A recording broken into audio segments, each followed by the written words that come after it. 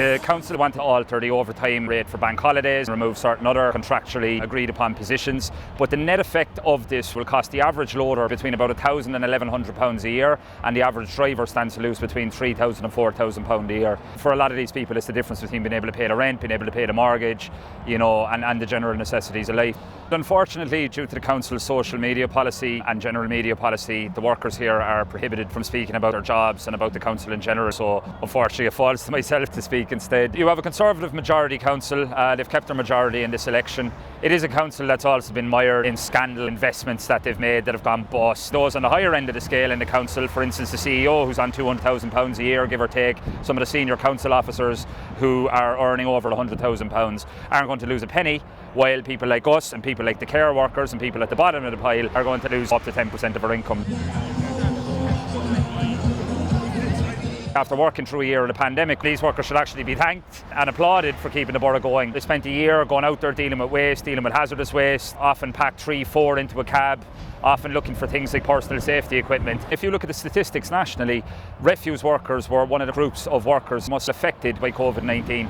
Had some of the highest sickness rates and the highest fatality rates. There was also an outbreak in this yard where a huge amount of people were struck off ill. I want to introduce you to someone. He's from Birmingham. His name's Dean Smith. And he led the strike there in 2017 when the council was trying to take 400,000 off the workers, and they ended up costing them £8 million. I've come from Birmingham with 800 members behind me from Birmingham, supporting every single one of you that are on strike today. We've been through 2 massive industrial actions, one in 2017, which is the fire and rehire sort of situation that you guys find yourselves in today. It was very difficult to keep the morale up. Obviously you can imagine that I was potentially losing 103 members of staff and also £4,000 of their salary. But again, we had grade 2s, which are loaders, the grade 3s and also the drivers all sticking together. We organised very quickly and we stayed out on strike until we gained victory, so no one lost jobs and no one lost money. Our industrial action took 5 months. 5 months of hard work. Now this is hard work. Some people don't understand that the mental strain on just you guys and then your families, because of where you are now, with the cuts that are coming into place, your terms and conditions are threatened by people that are earning 100 clap a year. It's unacceptable. Unacceptable. You guys do a fantastic job cleaning the streets for Thurrock residents. You enjoy that job. Nobody in that building behind has got the right to take them rights from you.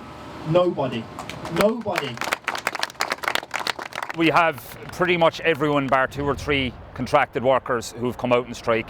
Even the agency workers have come out and strike. It is the most united and strongest picket that I have been in, and I have never seen such public support. Very early on, we set up a strike committee. We have a weekly kind of assembly here where we discuss what's going right, what's going wrong. We've distributed something like 5,000 leaflets locally, and that's these people going out in teams. The level of self-organisation is amazing here. They provide their own music, their own food. One of the guys here is a catering company, another guy is a wedding DJ. We source all of this equipment ourselves, and I think a lot of the trade union movement across the country could take lessons from these men and women in how to resist and how to organise yourself.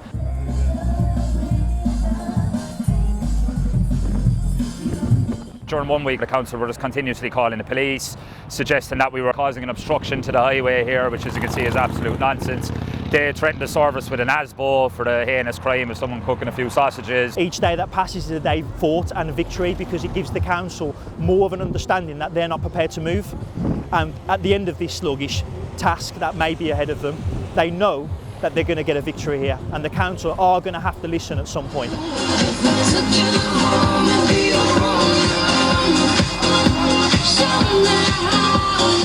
The service has been haphazard. Some people will get the rubbish collected intermittently, others won't be collected for 6 weeks. Bins are absolutely overflowing. Bin sheds are packed chock-a-block. Fly tipping is increased in the borough. The council have hired in a firm called Bywaters from East London.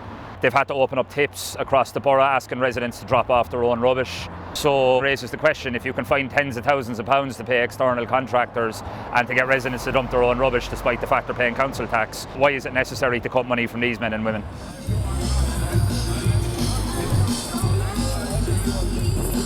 Unite up and down the country are with Thurrock. There is a strike fund in place of £7 million. They're also receiving a strike pay on a daily basis to make sure that financially no member suffers for taking positive action and rightful action to protect their terms and conditions. If things like this today lose, this could happen anywhere, to any business, to anybody. And I would urge everybody to contact their councillors and MPs to mount pressure on the government to absolutely remove this horrible tactic of fire and rehire. My message from Birmingham is stay strong, do not give in. If you see people that are struggling, get round them. You now are that front line for all of us, including us at Birmingham, because there's no reason why they can't come back. You guys must remain strong. I want to kind of address the election that happened here as well. The reality is that we were never, ever going to rely on an election. It was never about politicians who were going to come over the hill and save us. It was about us organising, us standing up for ourselves. These people have resources, and they've got the bully boy tactics, and they've got spite, and they've got lies. But the things that we have, we've got courage, we've got resilience, and we've got our solidarity as well. Right? People like us built this world.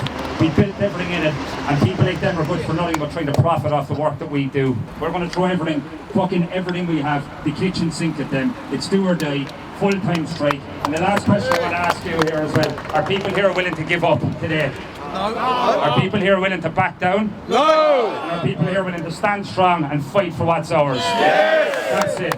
Well done. Victory to the Thurrock refuse workers. That's what you say. Well done. Believe in your reps, believe in each other, and I promise you there will be a huge victory here and will be a massive elation, yeah?